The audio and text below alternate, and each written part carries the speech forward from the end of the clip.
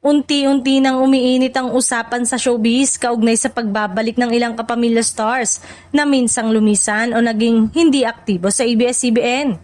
Ayon sa mga insider, may mga artistang dating napanood sa iba't ibang network o tumutok muna sa personal at independent project na muling makikita sa kapamilya shows sa susunod na taon.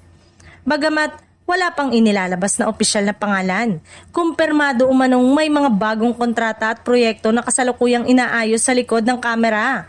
Ang ilan sa mga pagbabalik na ito ay para sa teleserye, digital project at maging sa mga variety at special programs na inaasang ilulunsad sa 2026 sa muling pagbabalik ng Free TV ng ABS-CBN sa pamamagitan ng All TV.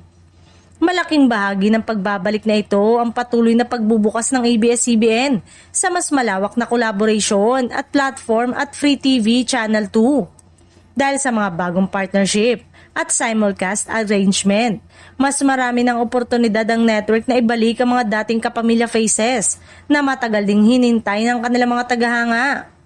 Sa social media, ramdam na ang excitement ng fans na umaasang muling masisilayan ang kanilang mga iniidolo sa kapamilya program.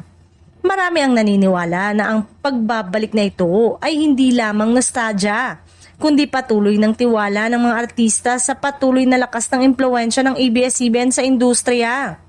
Habang hinihintay ang formal na anunsyo, malinaw na ang susunod na taon ay magiging mas makulay para sa kapamilya viewers.